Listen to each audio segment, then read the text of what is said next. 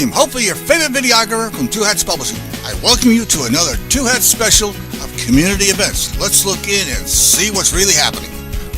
City Council meeting to order. We will begin with invocation and then followed by a pledge led by Councilman Griggs. Our invocator this morning is Todd Wagner, who is the founding pastor of Watermark Community Church. Watermark has campuses in Dallas, Fort Worth, and Plano, is working around the world by serving, training, encouraging leaders in numerous countries. Todd has a weekly podcast called Real Truth Real Quick that provides short answers to questions about culture, Bible, and theology. He speaks regularly at conferences around the country, but is found often coaching his kids and working at home. He's Mr. McHugh's a member of his church. It's great to have you here, Pastor. Thank you. All rise. All right. Well, let's pray together. Lord, it is a privilege to come in here and to thank you for men and women that seek the welfare of the city in which we live. That is consistent with your will and your calling. And we pray for them. We thank you, Lord, that there's a long history of men and women that led, that were overwhelmed with responsibilities and privileges given them, that just cried out to you for help. And so we're going to do that today. We thank you that you're a God that when men lack wisdom, when women lack wisdom and they come to you, that you give generously and don't reprove them for coming. In fact, you tell us to walk humbly with you, that you'll exalt us when we do humble ourselves. Father, forgive us that we have long misunderstood what it means to keep our relationship with you separated from government work. And I pray, Lord, that we would understand that in everything that we do, we are your ministers for the prosecution of evil and for the praise of those who do right. And so for us to do right, we have to have righteous laws. And so I pray for the council today that they would be wise in the administration of not just justice but lawmaking. I pray that their faith would influence what they do, and that you would make sure that government doesn't interfere in the lives of people's relationship with you. And yet, Lord, we know that the way we perceive you is everything. And we thank you that you're not a God that cares much for ceremonial prayers or ceremonial acts. You care about human hearts. And so what we want to do is just humble ourselves. And those of us that know you say we want you to inform everything we do. And maybe those that don't want to say, if you're there, God, and you're your creator and you're the ruler of this universe, then we better get to know you. So we come to you and ask for wisdom. The wisdom, first of all, to respect you and to understand that you're the one that makes kings. You're the one that appoints councilmen. And you're the one that will hold councilmen and kings into account. And so with that great sobriety, we now live in this day, and we seek to honor you. In the midst of that, we know that the way we love each other is the first way that we honor you. So help us, Father, to be civil and kind, and to do nothing from selfishness or empty conceit, but with humility of mind to consider each other even as more important than ourselves, and to not merely look out for our own personal interest, but also for the interest of others. And I thank you that you've done that. And so we pray we have in ourselves the same attitude that Jesus had. And as a result of that this city and the people in it would be blessed. Thank you for the privilege of being your servants. In Jesus' name, amen.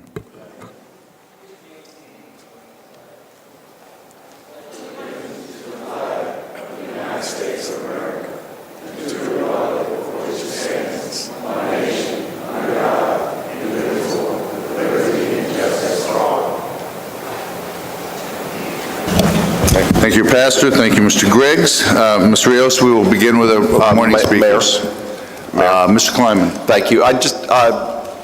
Todd, Pastor Wagner, I want to thank you very much for coming today. It's great churches in District 11. Very proud to have gotten it from District 10. But it is, I just really want to point out that one of the major components of the way this church operates is through acts of kindness and acts of love. It's not just about that's how they find their spirituality. And they've done a lot of great work in Dallas. They've been in our community for years and always given back in a lot of ways. And I just want to thank you very much for that, and thank you for being here. Thank you. Ms. Rios. Thank you, Mr. Mayor. We have had several cancellations from the speakers list that was distributed this morning. Our 5 registered speakers for the morning session are Richard Sheridan, Anthony Callahan, Herschel Prangler, Sandra Crenshaw, and Stephen McBride. I will first recite the speaker guidelines. Speakers must observe the same rules of propriety, decorum, and good conduct applicable to members of the City Council. Any speaker making personal, impertinent, profane, or slanderous remarks will be removed from the session of the meeting. Individuals are allowed 3 minutes to speak. You'll notice a timer at the podium. When your time is up, please allow the next individual their turn.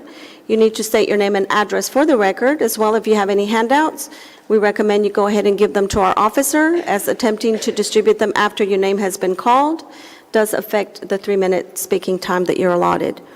Again, our first speaker, Richard Sheridan.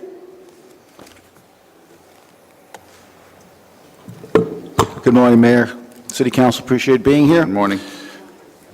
3817 Vanette Lane, Dallas, Texas. Here to speak about vote fraud. As I'm speaking to you today, the Dallas District Attorney is investigating a major case of mail-in ballot vote fraud in West Dallas.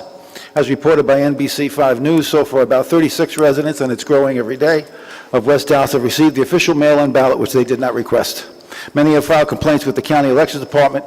When 35 West Dallas residents went to vote this past November 16 election, they were told that they already voted by mail. Although our mayor was startled by the West Dallas vote fraud revelations, this should be no surprise, as mail-in ballot vote fraud has been going on for decades in Dallas. Former Justice of the Peace Louis Sepulveda claimed that he lost his seat because of the Blank family mail-in vote fraud activities. Sepulveda first took his complaint to the Dallas County, and when he lost his case in district court, Sepulveda then got the State Attorney General Greg Abbott to prosecute 7 Blank family members, with 2 going to jail, or did they? Sepulveda questions it. For some reason, although Sepulveda has an affidavit proving that Blank was involved in mail-in vote fraud harvesting, Ms. Blank was not prosecuted. This affidavit can be found in the court documents filed under Sepulveda versus Blank. 2 years ago, City Council candidates Eric Williams, the creator and producer of the documentary Hanky Panky and Election or Selection, you can Google it for viewing, and Sabrina Brenham filed a lawsuit against the City of Dallas and some other candidates running for City Council in District 8. Mr. Williams claimed that his and Sabrina names were left off the ballot at least one polling place. Mr. Jerry Brown was witness to it. The conclusion to Williams' case was a rejection, and his case was essentially thrown out of court. As with most of us, Mr. Williams could not afford the thousands of dollars in attorney fees. It seems that only the wealthy in Dallas get justice, or they get what they want. Another case of vote fraud in 2015 election, City Council candidate Joe Tave claimed that the ballot boxes were stuffed in favor of his opponent, resulting in losing the District 3 election. Grant Stinchfield's KLF 570 radio show last week had a guest from Direct Action, Texas, who revealed that there are some well-known names involved in the State Attorney General's vote fraud investigations. Domingo Garcia and Terry Hodge, these are mentioned. It's a matter of public record as being very much involved in mail-in ballot harvesting. Ms. Hodge, a convicted felon, is known to conduct mail-in ballot seminars stressing that the targeting of old and mentally challenged. Sickening. My case of vote fraud was very interesting. The day after the election, Morning News posted 0 votes. The county had not even listed the write-in. And then 10 days later, I was given 64 votes, and then I was given 235 votes. Why? I've been revealing what's going on in this city.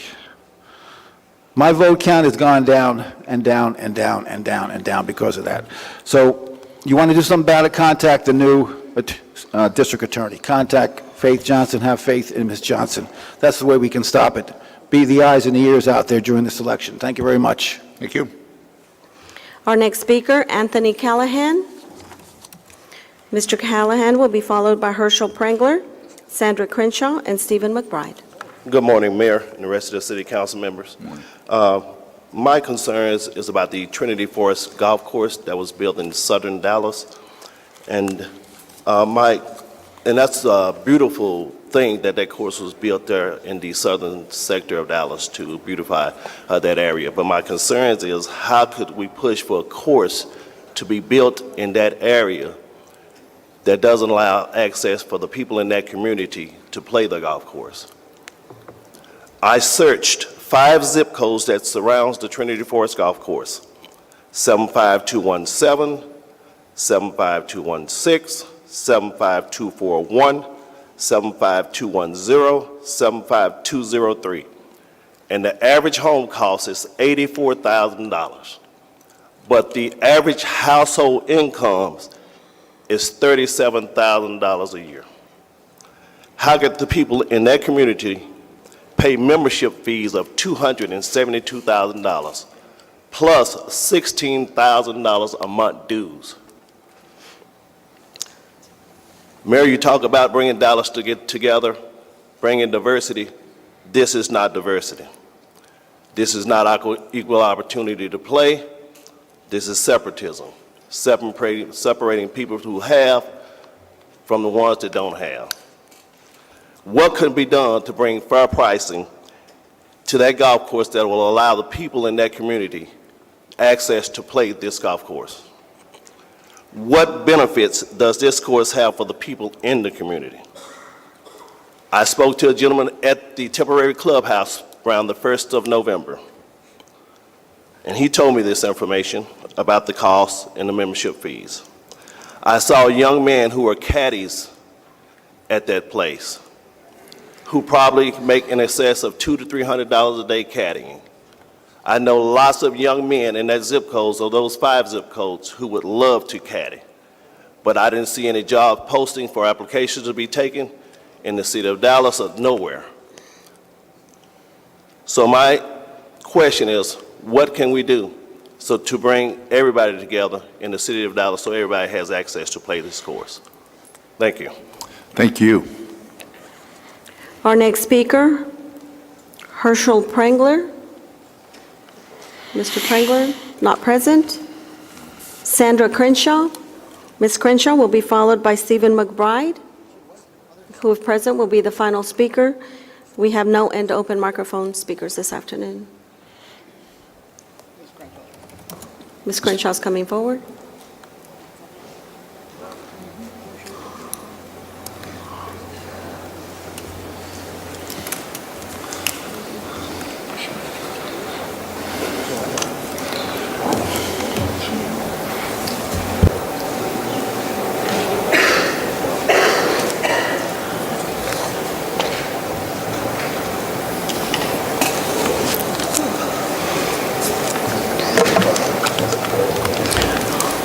Good morning. Our founding fathers told us that the people, we the people, are the keepers of democracy.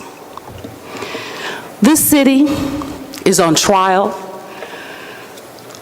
for public corruption. And it's really, really sad that public corruption is the number 3 priority of the Department of Justice. Number 3 priority of the Department of Justice. It's not only to punish people who abuse their position of power, but it also serves as a deterrent for others. We should have learned from Paul Fielding, from Al Lipscomb, from Don Hill, from James Fantroy, and 10 years of investigation of our county commissioner. And yet, government officials at this hall continue to commit petty violations of the law, just petty and sleazy violations of the law. The city secretary is required by law to review the applications of those who seek office at City Hall. And only when another person presents evidence, a public record, to the contrary, that a candidate applicant is not eligible to seek office, can one declare one ineligible? I am asking this council to direct the city secretary to review my application. I'll provide each of you a statement of my case and a copy of my application and my eligibility. I meet all requirements. Because of voter confusion, I went to vote Monday at the George Allen, and the election judge says to me, "Ms. Crenshaw, I thought I saw your name in the paper running for city council, and I live in District 3, but it's not on the city ballot." So in the interest of the public, sometime before May 6th, I would like the city secretary to withdraw her declaration of eligibility. Too late for me to be on the ballot, and those know that publicly this was a protest campaign. I don't need to be on the ballot, but I will be on each and every one of you, as we used to say, white is on rice, in terms of trying to hold y'all accountable to the public. I have a flyer here, Mr. Wilson, Deputy Mayor Pro Tem, where you're abusing... Speak to me, Ms. Crenshaw. Beg pardon? Speak to me. Oh, okay, can I get my 2 seconds? A flyer. This is just one example of the many ethics complaints that I have filed against members of the council, and we'll have to further start suing you in your individual capacity because I have come before this council, I have brought these to your attention, and you have not taken any affirmative action.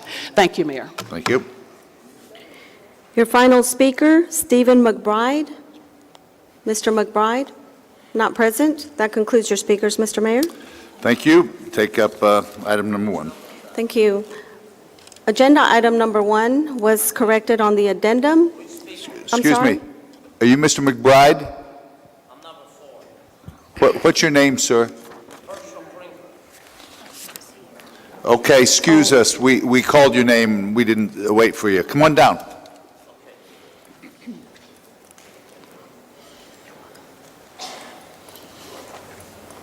Thank you for allowing me to speak. My name's Herschel Pringler. I own the property at 13417 Forest Way Drive. I lived through the brutality of the Second World War in Poland. I'll tell you a quick story. Michael Valetsky, a friend of mine from Kiev, he lived through the Russian brutality. I asked him, how do you feel about the bureaucrats? He says, I would line them all up and shoot them. He's a very gentle, well-educated man. What happened to me reminds me of the same thing that happened in Russia. They came to my house, I don't know who, under a pretext of some code, and they stole $30,000 worth of valuables. That was on April the 4th. And I'm sure the man who pointed them right here, Mr. Lee Kleinman, was instrumental in having that done. And it's your responsibility. Hey, Mr. You speak I'm sorry, to me. what? You speak to the mayor, not to other people. Just Oh, speak to okay. me. Don't address anyone, okay. Just to me. Just address me. Anyway, I'm meeting with the code enforcement Friday. I'm not sure how to go, but I told Richard Davis, who's one of his code enforcement, if I had my platoon, you wouldn't be doing this because I would be the law and you'd be in the brig. They literally came there and stole $30,000 worth of valuables. I've had incidences where a man had his things stored in his yard and they were taking it. He said, can I have my item? And I said, no, we're destroying it. They wouldn't even tell me where it is. They claimed that they dumped it. I doubt that seriously. I don't know where to turn. I've asked 8 lawyers to handle this. They say they don't want to deal with code enforcement because it's impossible to work through the labyrinth. This is not a minor matter. I'm sure you've heard this hundreds of times. It needs to be addressed. I don't know what else to tell you except I'm extremely angry and I will do something if I have to go to the federal government to change this city. Because I've lived through brutality. The German army could not kill me. And these code enforcement bunch of thugs, they're no different than an Al Capone. They just say they have a legal right to steal your stuff. That's all it is, common thievery. And then I asked him, why did you gouge my backyard? He says, well, that's the process we go through. I'll have pictures of all this. They gouged the backyard when they went in with a tractor to take things that were totally not visible unless you went back there specifically. And they had already been there 10 days before and cleared what I had. And without any warning, nothing, they did have a court order, which I thought at first someone stole these things. The same day the court order, it was gone. And they had no notice, they had no ticket, nothing. And the neighbor also let them in because the gate wasn't disturbed. So I hope you do something about it, and you need to vote some people out of here. Thank you very much. Thank you. Mayor. Mr. Kleiman. Thank you, Mr. Pringler.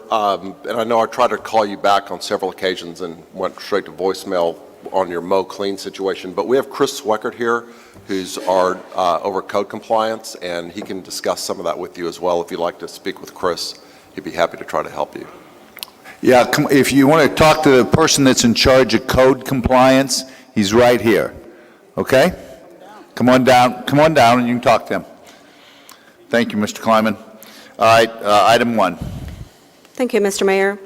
Agenda item 1 was corrected on the addendum, and it is approval of minutes of the March 29 and 30, 2017 City Council retreat and April 12, 2017 City Council meeting.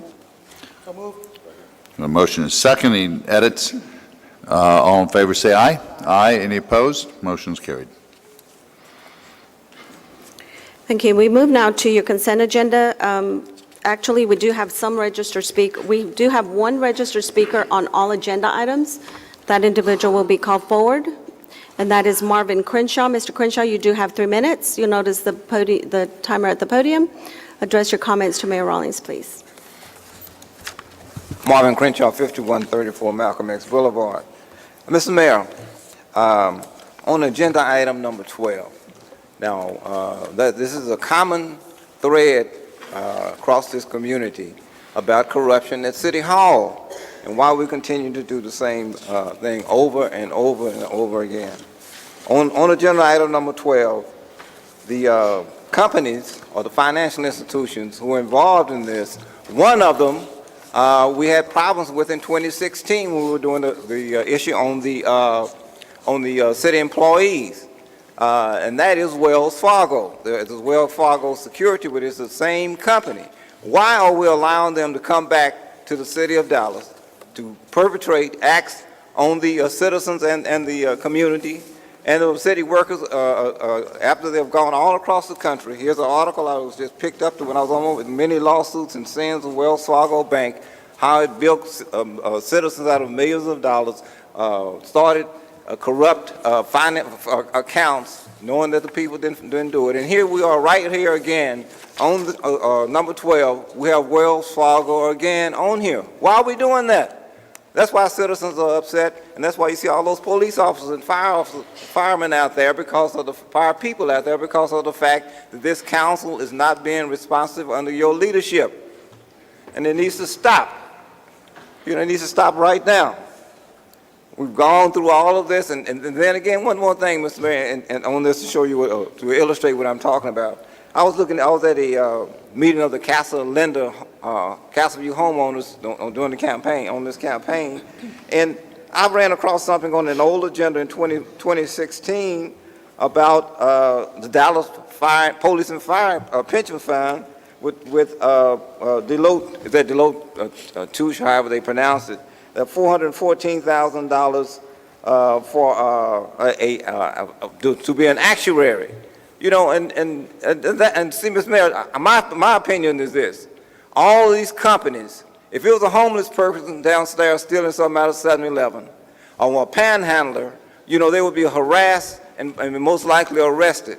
But here these people are coming into Dallas and stealing millions of dollars, bankrupted the whole Dallas, the Police and Fire Pension Fund, bringing Wells Fargo again, and nothing happens to them. They keep coming right back again. Those are corporate criminals, and they should be treated as such. And you're a businessman. You know all about it. They should be treated as such, and you should not allow them to continue to come back here, corrupting this community and stealing from the citizens of Dallas. Thank you. Thank you. Thank you. We proceed now with your consent agenda, and there have been some changes since the distribution of the list this morning. Your consent agenda consists of agenda items number 2 through 38 and addendum item number 1. Agenda item 14 is pulled for individual consideration by Councilmember Kingston. Agenda item 15 by Councilmember Young. Agenda items 17 and 18, which need to be considered collectively, are pulled by Deputy Mayor Pro Tem Wilson. Agenda item 24 is pulled by Councilmember Arnold. And agenda item 32 is pulled by Councilmember Kingston. Therefore, remaining on the consent agenda for adoption, we have agenda items number 2 through 13, 16, 19 through 23, 25 through 31, 33 through 38, and addendum item number 1. We got a motion and a second. Any discussion? All in favor, say aye. Aye. Any opposed? Motion is carried. Thank you, Mr. Mayor. We move now to agenda item number 14. Authorize number 1, an interlocal agreement with Dallas County to accept the fiscal year 2016 Emergency Solutions Grant for emergency shelter operations and utilities reimbursement at the bridge in the amount of $90,684 for the period March 21, 2017 through September 30, 2018. Number 2, a third amendment to the first 5-year renewal option to the management services contract with the city's contractor, Bridge Steps, for the continued operation, programming, and management of the bridge located at 1818 Corsicana Street. Agenda item number 3 is receipt and deposit of grant funds in the Dallas County Emergency Solutions Grant Fund. Number 4, establishment of appropriations in the Dallas County Emergency Solutions Grant Fund and execution of the interlocal agreement. Councilmember Kingston, pull the item. Thank you, Mr. Griggs. I'll entertain a motion. Do we have a second? Second. Second, Mr. Kingston. Thank you, Mr. Mayor. I want to support the motion because giving away emergency solutions grant is the wrong approach. But I want to highlight every time we come back to our approach to homelessness that we don't have a comprehensive strategy for homelessness. And these ad hoc approaches that we've undertaken for many years are rapidly failing worse and worse. I would like to see, and I know that Mr. Broadnax has suggested that this will be more fully addressed by staffing changes and by the new Citizens Homeless Commission, but things in the last 24 months are just demonstrably worse, and they're all worse in the same area. They're, basically downtown, Deep Ellum, the Cedars, Farmers Market, South Dallas, bear the brunt of of most of our homeless problems in Dallas, and it's really it's not fair to the people who live there and who own businesses there. In the same way that we have learned that concentrating affordable housing in poor areas of town is a formula for resegregating the city, it is not appropriate to concentrate homelessness in one area of town. So as we move forward on this, I'd really like to see more of a strategic approach to how we are engaging the homeless. It has to be compassionate. It has to be supportive of reintegrating people into our economy and into our society, but it must also be fairly borne by the entire city. My neighbors are fed up, and they have a right to be. Thank you, Mr. Mayor. Thank you, Mr. Kingston. All in favor, say aye. Aye. Any opposed? Motion is carried. We're going to jump to addendum item number 2, Since Ms. Young's not here, and she was going to have to recuse herself anyway, so. and that is a resolution designating absence by Councilmember Tiffany A. Young as being for official city business. A motion and a second. Any discussion? All in favor, say aye. Aye. Any opposed? Motion is carried. Thank you. We move now back to agenda item number 15. Yeah, let's hold on that, since she Oh, pulled that. thank you. Let's go to items 17 and 18. Thank you. Mr. Mayor, I understand that was to be held till this afternoon? yeah. Is that correct? Thank you. Yeah, we're just going to, I can do that. We're just going to hold that item till 1 o'clock this afternoon. Thank you. 17 and 18. Okay? Agenda item 24 is a resolution adopting the Urban Transit Design Guidelines as the basis for advisory design review of all future Dallas area rapid transit operated transit projects in the geographic area defined by the Downtown Dallas 360 Plan as amended and generally bounded by the Trinity River to the west, Turtle Creek Boulevard, the Katy Trail, and Cole Avenue to the north, Haskell Avenue and Robert B. Cullen Boulevard to the east, and Al Lipscomb Way to the south. We do have one registered speaker on this item, and that is Courtney Garrett. Ms. Garrett is coming forward. You do have 3 minutes. Please state your name and address for the record. Address your comments to Mayor Rawlings. Good morning. My name is Courtney Garrett. I live at 2123 Canton Street, Dallas 75201, and I'm here representing Downtown Dallas, Inc. For well over a decade, DDI has had a mobility committee to focus on transportation issues for downtown. And for the last year, we have been certainly focused on D2. The current committee is comprised of DDI members who are some of Dallas's most well-respected design, engineering, and transportation professionals, as well as stakeholder and neighborhood representation, City of Dallas, and DART staff. So with our focus on alignment, the conversation most certainly keeps ending up with the importance of great design that is just as important, if not in some cases more so, than the actual alignment itself. Which is why our committee and our staff has been collaborating with the city and DART on the Urban Transit Design Guidelines. Our goals in this process have been threefold. One, to meet the vision for great design as laid out in the Downtown Dallas 360 Plan. To provide DART and the city with well-thought-out design guidelines by experts in their fields, and to also include stakeholder and neighborhood input from these impacted areas. So we believe what is presented today does meet all of those goals, and we're very supportive of both the content and the process as outlined. Thank you. Thank you. It's the only speaker, Mr. Mayor. Thank you. Mr. Kleiman, I'll entertain a motion. Motion for approval? A motion is second. Discussion, Mr. Kleiman. Thank you, Mayor. I'm very happy to have ushered the Urban Transit Design Guidelines through the Transportation Committee and up to the full council for consideration. I particularly want to thank Courtney and DDI for their work helping us put this together. They engaged really virtually all the stakeholders that needed to be engaged in this so that we could have a consistent look, feel, and contextual approach to how we actually put transit in our CBD. But it will really go beyond that because it will be a guideline for how we put transit in throughout the city.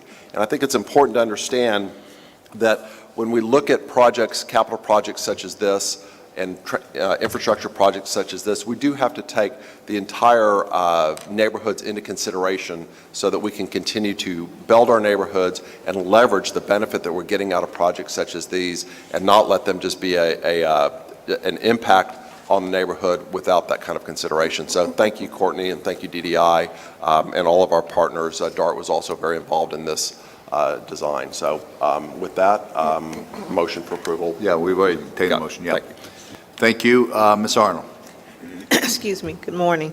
I wanted to just comment on this design plan and even following up on Mrs. Courtney's comments. Yesterday I met with some seniors at the Fiji Senior Living Facility on Corinth, and one of their concerns is that they are not linked and not included in this DART design plan. Some of those members were to be here this morning. They share with me their frustration as they even attempt, and this particular facility is within probably 5 minutes of getting downtown. But as they attempt to take care of their day-to-day business, DART has really neglected to put in a plan that includes this community. So, Mr. Kleiman, as I hear you talk about including neighborhoods, I think as we move forward, we need to relieve citizens such as the ones at Fiji's from having to take a 2.5-hour drive, a ride, if you will, from Corinth to Jefferson or Lancaster to the Fiesta store, and it takes them 2.5 hours to get to and from that facility, and that is frustrating. So as we talk about all of these plans in the future, let us not forget those communities who are just a stone throw away from downtown. And so I'm extremely happy that we are moving forward with our urban design, but we're continuing to leave people out, not only in Fiji, but in the historic bottoms, I'm also working to get them included. So I haven't spoken to the members of the southern sector or the transportation committee, but we must fight for those individuals who depend on DART. And it's not a luxury, it's a necessity. So I did want to put that on record and make sure that we all understand that we must begin. I think I heard this gentleman talk a few minutes ago about those neighborhoods who we just put in these projects and we overlook them instead of including them so they are part of the solution and that we're growing communities and growing people. Thank you. Thank you, Mr. Kingston. Thank you, Mr. Mayor. I just wanted to say a word of thanks to DDI for convening the group of stakeholders to create these design guidelines and really for the entire mobility study related to the 360 plan. Courtney Garrett, in her new role, is doing a fantastic job. Dustin Bullard, who's sitting up there next to her, is the guy you call when you want something to happen downtown. And it's been just a joy to work with him. And what a difference a couple of years makes. Think about all of us sitting in this room, all the same council members, voting for a disastrous Young Street alignment that would have ruined a church, threatened Ms. Garrett's home, depending on where the station wound up. And we are just, when people, I think sometimes when citizens get frustrated with government, and they say things like, nothing ever changes. Not true. Not true. This council changes things. And I am very proud of the work we've done, especially on holding DART accountable for finally giving us a subway. We need to display more of the spine that we displayed in demanding that alignment when we deal with DART. We deserve better from our transit agency. Ms. Arnold is 100% correct that her people deserve level of service guarantees from that agency. We just need to remain vigilant about making sure that we get what we're paying for out of DART. This is a council that does stuff, and I am extremely proud to be a part of it. Thank you, Mr. Mayor. Thank you. Ms. Grayson. Thank you. I was in favor of this. I'm still in favor of it, but I want to point out, I mean, I was a little concerned when Mr. Kleinman said this is going to be the kind of model for the rest of the city. This is a model for downtown with specifically defined boundaries. And so while it may be something that would be helpful through the rest of the city, I think downtown is a rather unique neighborhood, and I hope that this isn't going to be considered the final word as DART does other lines within the city of Dallas, because, excuse me, other neighborhoods need to be consulted when these lines are going through other neighborhoods in the city. So I'm only voting for this because it's specific and unique to downtown. It's had a lot of input, it works for them, but that doesn't mean it's going to work for the rest of the city. Thank you. All in favor, say aye. Aye. Any opposed? Motion is carried. Agenda item number 32 is an ordinance granting a private license to AERC Turtle Creek LLC for the use of approximately 7,086 square feet of land to occupy, maintain, and utilize 9 private street lights, 3 tree-up lights, and 23 trees on a portion of Hood and Brown Street rights-of-way located near the intersection of Hood and Brown Streets. Councilmember Kingston, pull the item. Thank you. I'll entertain a motion. Mr. Callahan. Mayor, I move approval.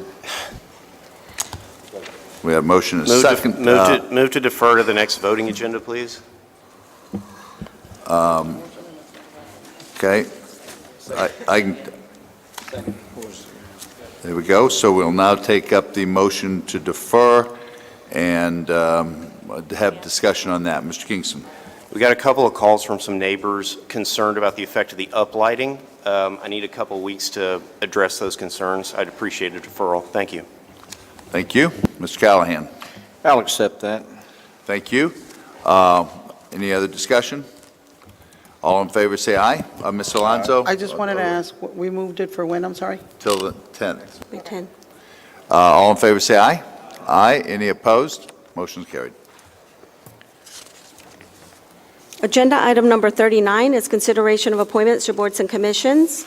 We have for full council appointment to the Reinvestment Zone 16 Board Davis Garden, Jorge Esteban, nominated by Councilmember Griggs. For individual appointment to the South Dallas Fair Park Trust Fund Board, Taylor Adams Dancer is nominated by Councilmember Callahan. Those are your nominees. The motion is second. Any discussion? All in favor, say aye. Aye. Any opposed? Motion is carried.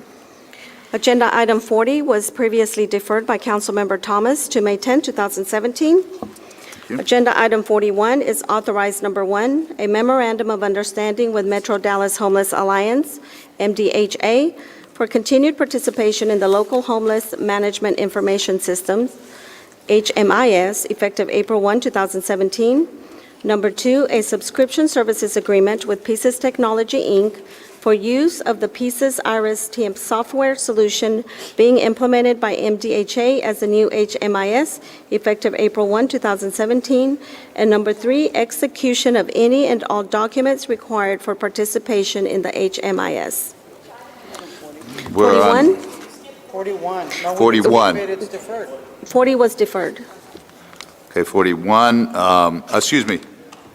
We're on On 41, do we have a motion? Do we have a second? Motion is second. Any discussion? All in favor, say aye. Aye. Any opposed? Motion is carried. Sorry, Mr. Mayor, I do show Councilmember Griggs moved, and who was the I second? thought it was Mr. Clayton. Clayton moved, second? Okay, thank you. Clayton, motion, and Wilson, Okay. second. The following statement applies to agenda items 42 through 44. By making and seconding the motions, the council members represent they have undertaken sufficient examination and involvement beyond reviewing the agenda materials to be knowledgeable of both the facts and the circumstances of the cases, and to be able to develop an opinion based on such an examination of the various factors and issues involved. Therefore, for adoption, the items will require 2 seconds. Agenda item 42 is authorize a Chapter 380 Economic Development Grant Agreement with S&D Longhorn Partners LLC and/or its affiliates in an amount not to exceed $500,000 in consideration of the owner's investment in eligible expenditures for improvements to the Longhorn Ballroom site and buildings located at 200 and 216 North Corinth Street pursuant to the Public-Private Partnership Program. Again, 2 seconds for adoption. Thank you, Mr. Callahan. I have a question.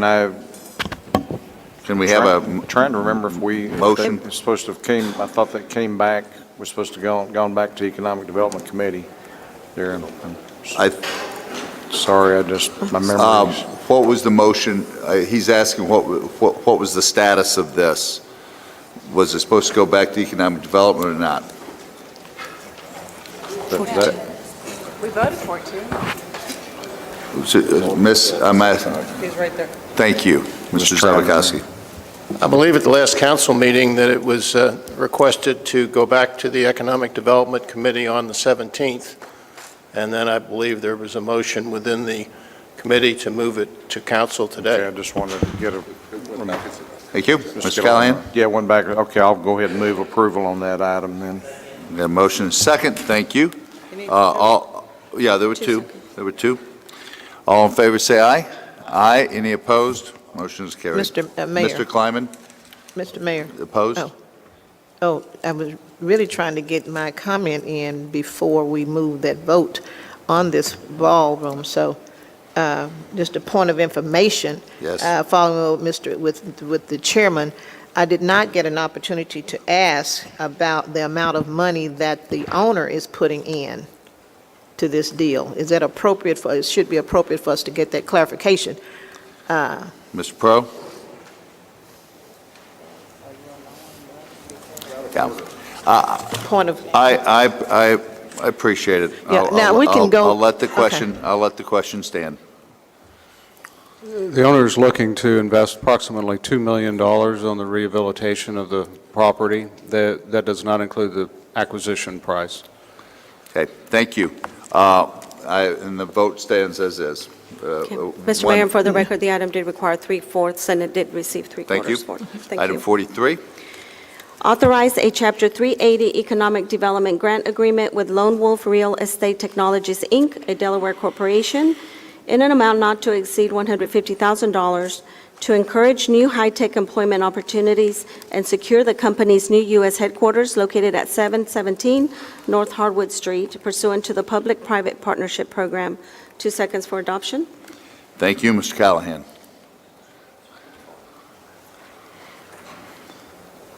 Move approval. And we have a motion 2 seconds. Any discussion? Ms. Arnold?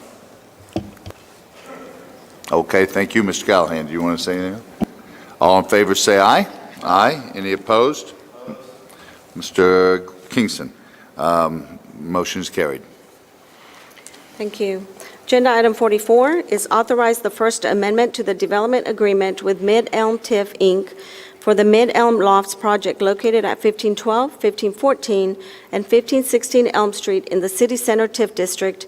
To number 1, extend the project completion deadlines from June 30, 2017 to June 30, 2018. And number 2, consider an increase in private investment requirement from $13 million to $18 million. 2 seconds for adoption. Thank you, Mr. Callahan. Move approval, Mayor. Motion 2 seconds. Any discussion? Mr. Kingston? I just wanted to explain that I think these economic development projects, I'm okay with the Mid-Elm one because it's basically an extension of what we did before, but we've got to cut this out. What we've done in this city is we've spent all of our housing dollars in poor areas of town, and we've spent all of our economic development dollars in rich areas of town, and we need to just reverse that. We've said over and over and over again that we need a new economic development policy in the city, and until we get one, let's gear down on this. Let's back down on continually subsidizing rent. I'm still deeply embarrassed by the Saatchi and Saatchi deal. It's just, that was an awful, awful thing to do.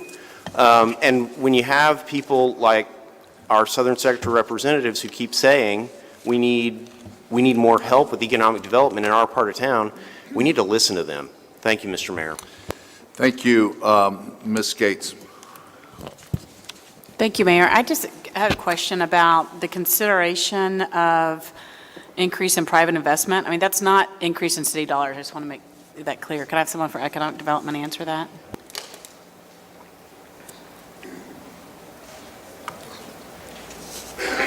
That's correct. There's not any increase in city dollars. We just asked for a consideration for the extension that the private investment limit be increased from $13 million to $18 million. So they're bringing more money in, but Yes. we have to approve it because we're part of the... Because they asked us for an extension, Okay. we asked for consideration, and we said, you need to up your investment amount. Okay, so, and this is TIF dollars? Is this TIF dollars or not? The TIF, yes, the incentive are TIF The money that dollars. we put in was TIF Is money. TIF, that's correct. So are they then compliant with all the TIF regulations? Is there Yes. affordable housing as a component to this? Yes. So there is affordable housing in this project? There's a 10% affordable housing limit downtown. In this case, it was 3 units. That's it, okay, thanks. Thank you, Ms. Arnold. I just need to get clarification and would like also for the attorney to come up so that we'll have this on the record. You're telling us that, how many units do you have here in the lofts entirely? 29 units, You Ms. have Arnold. 29 units, and 3 of them are what? 3 of them are affordable. 3 affordable. What is the rent? Well, it would be, the rent would probably be in the $800 to $900 a month rent. I will double-check that, but I think that's the number. All right, could I speak with the attorney? I just want to make sure I'm getting certain things on the record. And the reason that I'm taking time, council, to do this is because we are, I'll talk about just District 4 and Councilwoman Arnold. We just left a community meeting, and I think I saw Mr. Robert Petrie in here. We talked to the community about our continuous support for projects that don't benefit the end of this particular city. And so when we keep talking about affordable, I know most of you have heard me say this, that we've already asked, I know I've asked the city manager to realign his economic development and housing tools so that we're able to benefit for those who need it, truly. We've asked that, I know I have asked and will continue, that we reevaluate the housing policy, because even our housing policy, as it is now, is the enemy, because we cannot place true affordable housing in the communities that I represent. So we've got to solve that problem and not continue to play the game of putting affordable in these locations when we know full well it's not going to bring about diversity and it's not going to do anything for the southern sector. So the question to the attorney would be this. When you look at this particular plan, you have 29 units with an average of 800, 900 rent, and then 3 of those units are affordable. So what would the affordable, quote, affordable house rents be? And speak also to the contract, if you understand, I know you do, but if you understand that this is indeed a sound product. The limit is 80, they have to be affordable to someone making 80% of the area median income, and the rent charge can't exceed 30% of that amount. So on this housing, is this and we've talked quite a bit about affordable housings and the units. In the realm of things, how does this fit in terms of meeting our goals for affordable housing placement in this city with this particular project? The set aside for downtown is only 10%, so since there's 29 units, 10% of that is going to be 3 units. I couldn't hardly hear you. 3% would be what? It's 3 units. No, 10% is only 3 units. All right, 3% this unit. Do you have a knowledge of the loft project that we voted on with the artist? Do you have knowledge of that as an attorney? Yeah, that's one of mine, too. Yes, ma'am. This is all I'm trying to establish. As we talk about affordable housing downtown, we have 3 here. How many did we have with the affordable housing for the artist? Was that another, what, how much was that? No, How many was that? That was about 42 units. 42. Okay, let me do this. Let me regroup and perhaps get a press release, a press conference, so we can get that to the public, because I'm really trying to determine if we are creating a housing stock downtown when we invest this much money in these units. That's all I'm trying to get to. And so from a legal standpoint, I'm simply asking, at this point, Mrs. Martinez, with the knowledge that you have we met our goal downtown with affordable housing, or are we under, are we over, or even as it relates to the city? You can't answer that question? All right. So who would be able to answer that question about affordable housing stock downtown? Have we met it? Are we over? We have complied with all of the TIF regulations. I'm not sure that we have a specific numeric goal downtown. All right, so let me move on, and my concern is still this. We're spending millions of dollars in downtown. We're labeling it as affordable housing and units for those in need, but we can't get those dollars to move to District 4, is all I'm going to put on the record for right now. And I'm going to continue to encourage community leaders such as Mr. Petrie, and other leaders to come to our support as we ask this council to do the right thing with 8 or more of us. Mr. Broadnax, and you've heard me make this cry, but it's an injustice for us to sit here every week and vote for these little mini million-dollar projects that don't benefit those who really need it. Thank you. Thank you. All in favor, say aye. Aye. Those opposed? Motion is carried. We will take up item 15 out of deference to Ms. Young. She got caught on a plane, and we'll do that 15, 17, and 18 at 1 o'clock.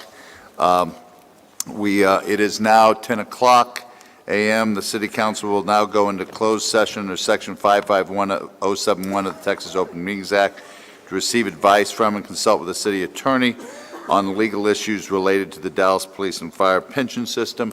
Let's do it immediately right here behind us, so we can do that, and we'll meet at 1 o'clock. Thank you so much. This is William, hopefully your favorite videographer from Two Hats Publishing. I hope you enjoyed this video. If you like it, please leave comments below, or like, follow, or subscribe to us and get notices of all our videos. We love it, even when you call.